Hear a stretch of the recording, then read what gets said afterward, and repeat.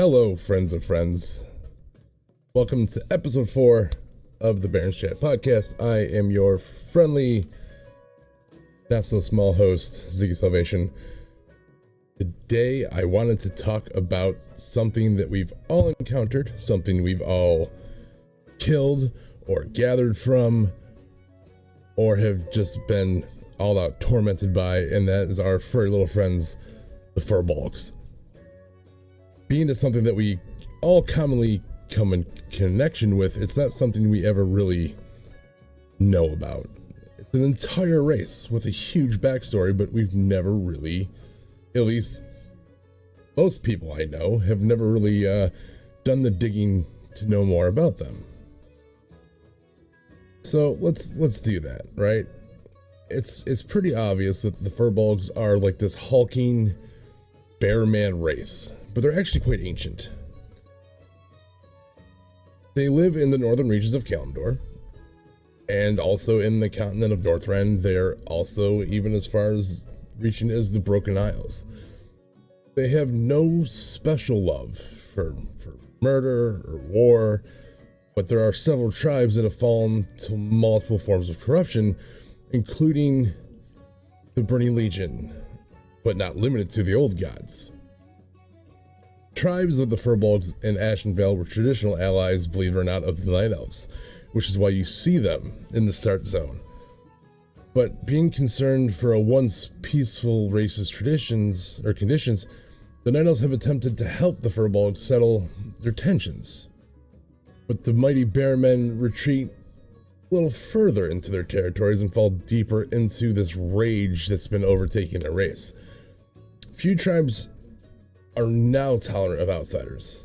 Most known of those would be, the Timbermaw. Meanwhile, the tribes of Grizzly Hills struggle to recover from corruption that Yogg-Saron placed upon them. Historically, Furbolgs have oral traditions, right? If you think of real world Native Americans, they don't really have written history. It's all verbal. So they do have ancient origins. They descend from this ancient race of bearmen known as I think it's pronounced Jelgar. The Jelgar warred with dragon-flayer Vikrals. But when the dragon flayers gained the upper hand by learning how to ride proto-drakes, the Jelgar were pushed south into central forests of Kalimdor. Bran Bronzebeard, that we all know, according to him, Furbolgs are descended from the ancient Ursoc, which is the bear kind of totem spirit. Anybody who plays a druid knows the reference to Ursoc. Given information about Ursoc being the direct descendants, they may actually be the same Jelgar race. During the War of the Ancients, Furbolgs were convinced by the red dragon we all know as Corylstraz to join an alliance consisting of night elves, who was the Torn, the Earthen, against certain demonic invasions of the Burning Legion. It was kind of a reluctant truce, right? Since many night elves were, lack of a better term, xenophobic towards the lesser races, but ultimately successful, and formed the foundation for much of the familiarity and peace between the Night Elves and the later Furbolg generations. It's also something to take into consideration that the other accounts corroborate that this happened, proving the fact that the Blue Dragonflight currently exists. They were led by Ung-Ak. It's Unngak. Whole name, right? In more recent times, say after the war, the Furbolgs formed positive relations with the Night Elves and the Torn, though they preferred to live in a peaceful isolation. But however, the Furbolgs, their close connection with forests was more exploited by the Burning Legion during the Third War. During that war, a tribe of Furbolgs stationed near the borderline, I think it was Ashenvale, were attacked by Grumash Hellscream, and the Warsong clan was sent by was it Neelok Greedyfingers, I think was his name, because they'd been harassing the goblin. The orcs killed their chieftain and several of their numbers, but Nelock hoped that the tribe would dispense by death of their leader. As the forests were corrupted, most of the Furbolg tribes became tainted with evil or went just completely nuts, and began attacking their former allies and destroying the places they had once kind of protected. Satyrs and, those like what's his name, Zendivius and Zabraxis, who are also known to be responsible for the damnation of entire tribes. Kind of a genocidal approach to the Furbolgs. But what were once believed to be only whispers and rumors of attacks by savage and cruel bands of these guys in the Night Elves' enchanted forests have become an increasing concern for even as high up as the Sentinels. And it's thought that in the passing of the Burning Legion, or in the vestiges of like a demonic taint, drove the simple, peaceful bearmen to madness. Their aged and wizened leaders have been replaced by ruthless firebrands, who led the crazed Furbolgs to prey upon the denizens of Ashenvale Forest. That's a whole change in the tide of what was going on. Where Furbolgs once coexisted peacefully with Night Elves and all the other races they had become allied with. With, their fangs and their claws, they now seek to carve out their own home in the endless forests of Teldrassil especially. Many of the renegade Furbolg tribes remain on the loose and are considered a grave threat to nearby settlements. Those few tribes that do so, they kind of remain uncorrupted, have become withdrawn and suspicious, right? Fearing out any outsider that may bring corruption and madness to them as well. Because they do have a culture, they do have ceremonial purpose, they do have all of these things. You can always tell those ones because they have, they don the ceremonial beads, they're decorated with like feathers, and they're decorated with, shells and glass, and they're usually worn by the chieftain. Winter Spring, for examples, Furbolg prize the brilliant white feathers of the snow owls for ritual purposes.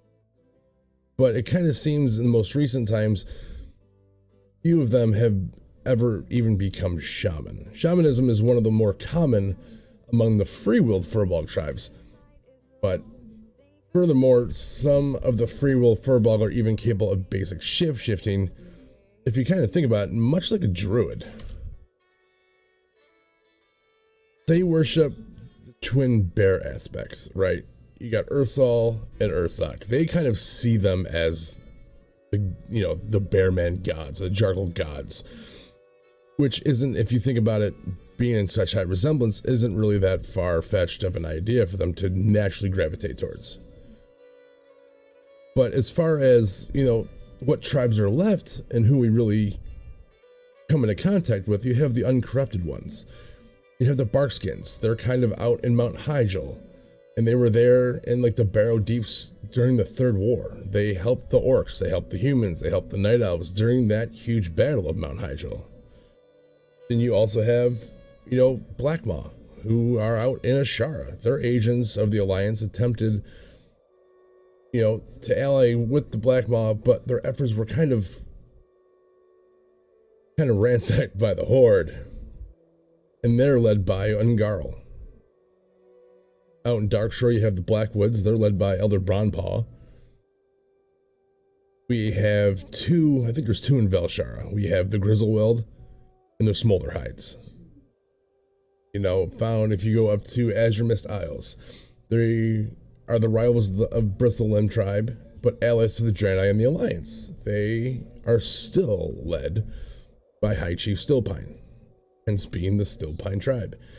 The Timbermaw, which is probably the most notorious of them all, they're the ones found in Felwood. Any of us who have played since vanilla remember that grind, to be able to walk between Felwood and Winterspring without being relentlessly and mercilessly attacked and have mob trains pulled.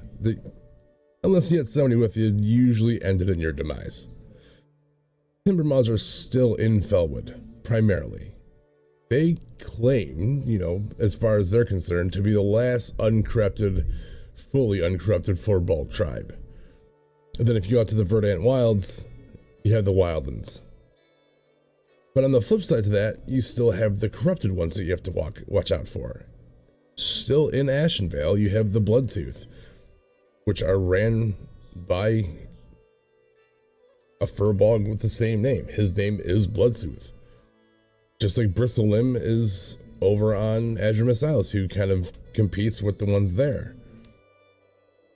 If you go to Darkshore, Ashenvale, Felwood, the ones that really kind of rival the Timbermaw are the Deadwoods.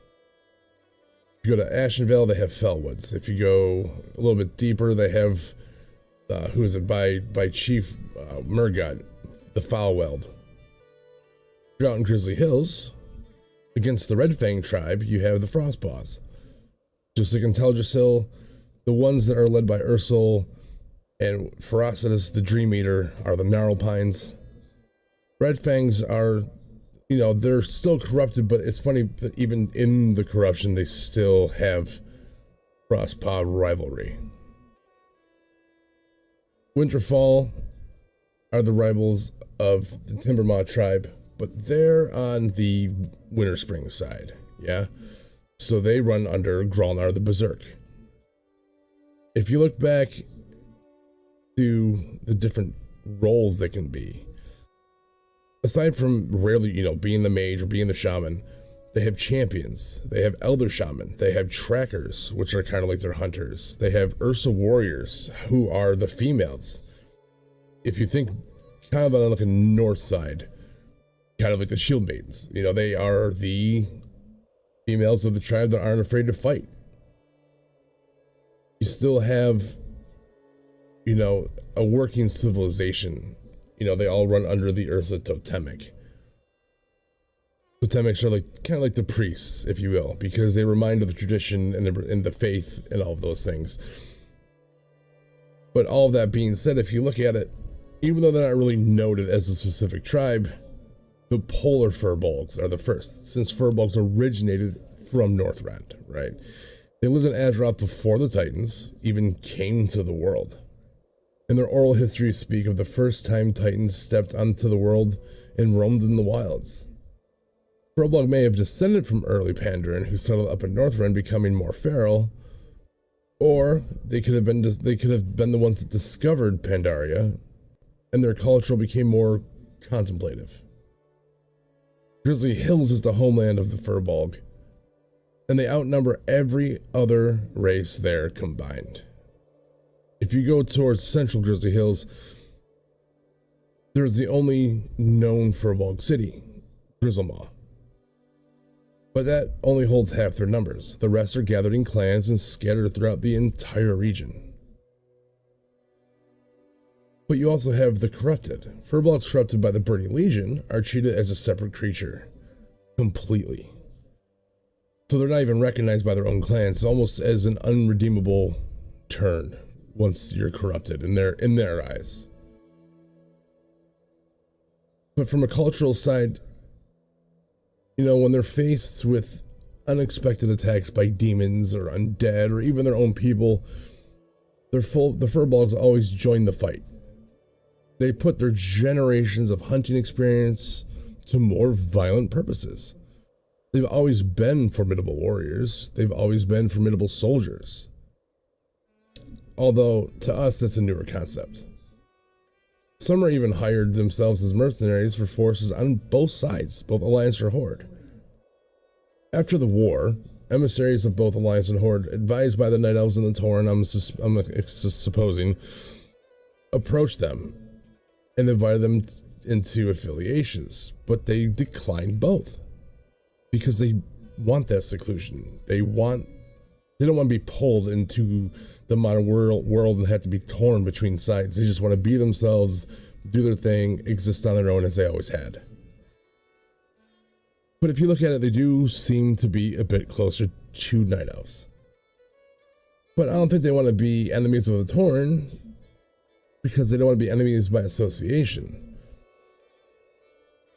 they probably feel that their problems had always been their own, and they would make their current problems their own as well.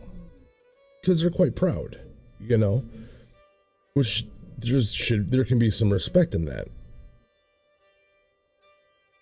And looking back, if you think really hard into it, the Night Elves are essentially immortal.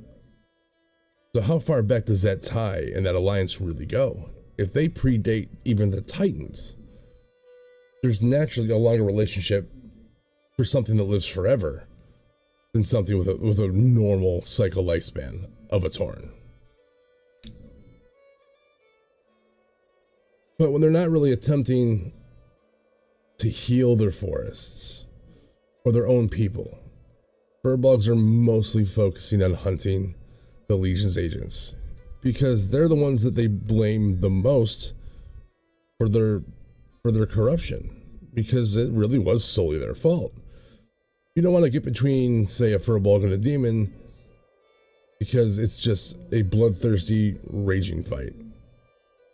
But to keep their life on track, the young Furbolgs, well, more of them than ever, really, are trained to become shaman, seeing holy men and women as only the adults who seem common these days of horror and uncertainty. So there's almost like this bigger calling to help heal. They're not really on the war side. They're not really on the worry about everyone else as much as they're trying to bring their own society back, their own culture back, you know. Then the other half are studying magic of nature. Furbolgs are a people whose society is currently changing. So it's kind of interesting to see what happens once Shadowland hits, because essentially a lot of that will be left in the dust while we are in the Shadowlands doing our thing, rectifying the wrongs of the world that we currently live in. Although there's one positive thing the war has done for the Furbolgs, is to get them kind of more acquainted with a world outside of their forests.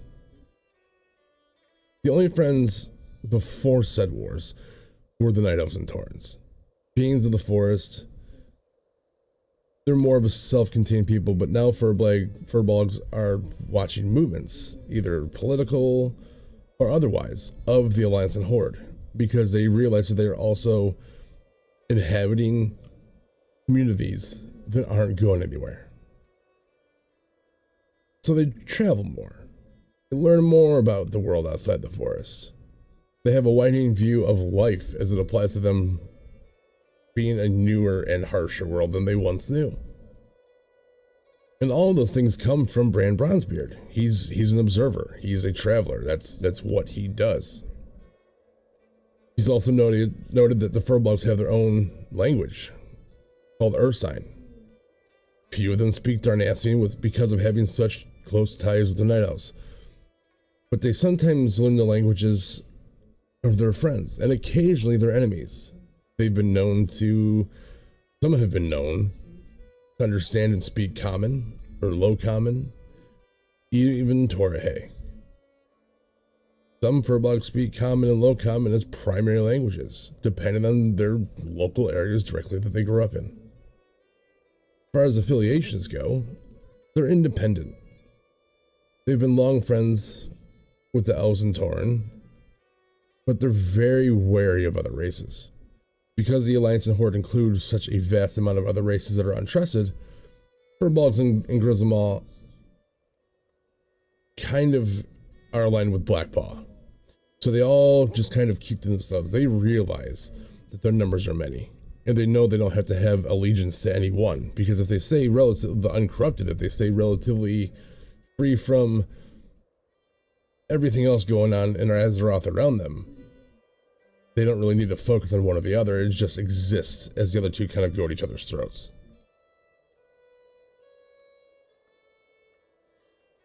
The fact that they're tied to nature, kind of get a religious sense or a faith sense coming from that.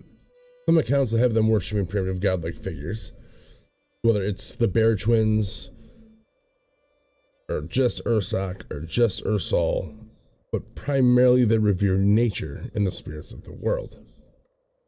Bear Twins are the primary patrons of those who believe in a balance between nature and all living things, but their most fervent followers of the Bear Twins are in the present day, following their magic tradition and carving their fortress, Timbermaw Hold, in the form of a gigantic, growling bear head.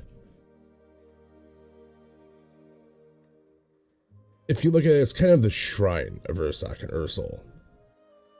And Furbolgs try to mimic the ales made by Ursoc himself. Furbolg shamans often bring amity wine to peace talks and important discussions. So they're not necessarily about the argument as much as they are about the lesson. The leaders are always shamans or druids. But which Furbolgs usually also call shaman, they make little distinction between the two practices. Priests are straight up unheard of. Only those who break far from the genuine Furbolg society would follow the path of a deity or philosophy. Ursa totemics follow the paths of the bear twins, which is why you see in a lot of the villages, you see the 15-foot tall totem poles built, carved out of a tree. Furbolg names, for example, tend to be simple, yet denote important characteristics of the individual.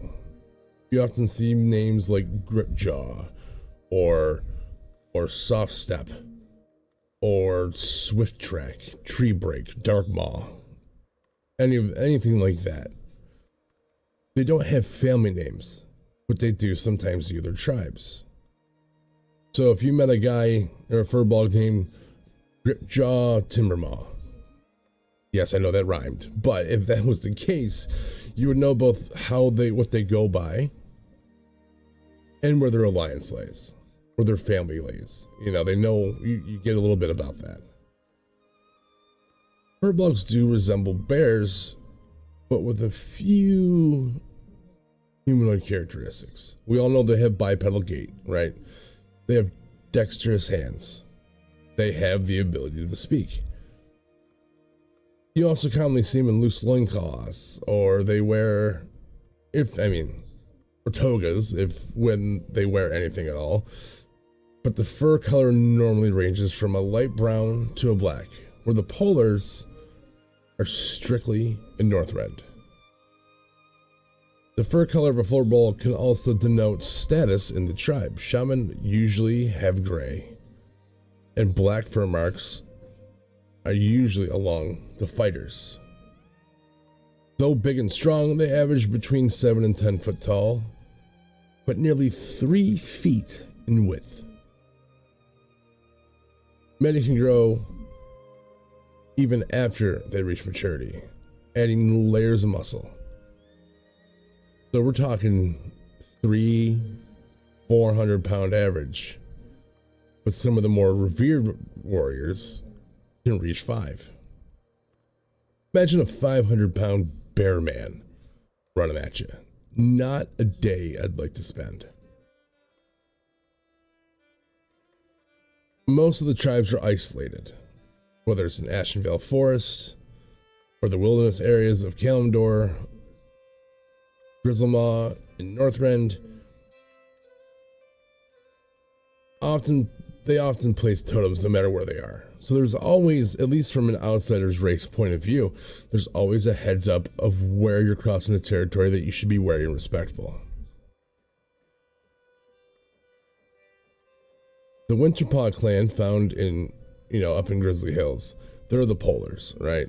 So they note that females such as Fairly or Princess Stillpine, they do exist.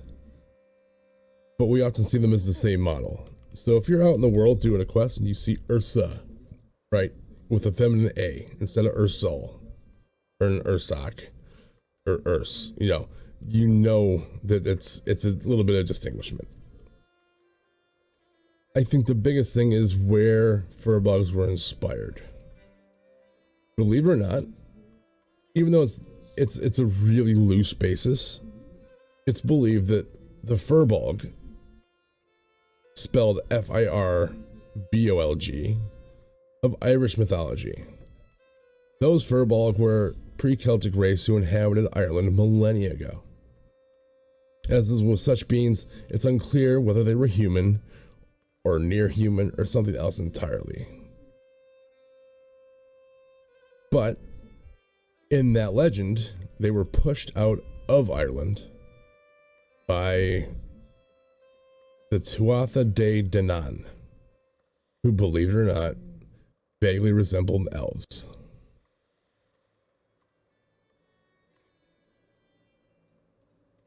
So next time you're out in the wilderness, whether you're in Winter Spring or Ashenvale or Northrend, circling around Grizzly Hills and you see these angry little bear men, keep in mind that, believe it or not, in the vast world that we all know and have loved for the past 16 years, they too have a story. It just goes to show you that the guys that make this game actually care. It's more than just a mob. It's more than just the next thing to kill. It's nice to see that there's at least one company out there still giving backstory to things that you commonly come in contact with. But hopefully you don't pull too many, because being a sentient race and being one with communication, they're also one of the races in the game that flee when their life is critical to call their friends for backup. So just keep that in mind.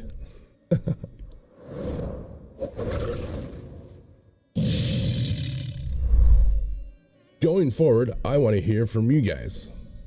I want to know what everyone thinks we can do for the show, whether it's having people I can reach out to talk to, whether it's someone, if you have an idea for yourself of something we should talk about. I'm into and open to whatever you guys think would be a good topic for the show. You can either reach out to any of the social media links that are at the end screen or on the screen we were previously on, whether it's Twitter or Instagram, or if you want to kick it old school, you can literally type an email, baronschatpodcast@gmail.com. I'd love to hear some input, what you guys think as far as what we should go over. Anything that you, if there's different segments or ideas, whether it's big or small, if there's a new mount you came across, or if there's a certain pet that you find is only in a certain area, or if there's a certain add-on that you've liked and learned to become to love and express what you like about it. I'm open to the ideas of possibilities of broadening of what we talk about. Until then, I again am, your humble host, Ziggy Salvation. I'll see you guys next week. I'm trying to think of who we should talk about next, yeah? I have a couple of ideas. It's just one we can stick to. Maybe the ogres. There's something we've all encountered more times than we care to admit. And they seem like they're always a pain, right? But the question for you is, do you ever wonder why the ogres with one head are never the ones casting spells? Bet you didn't think about that one. Alright guys, I'll see you next week. Thanks again. See ya.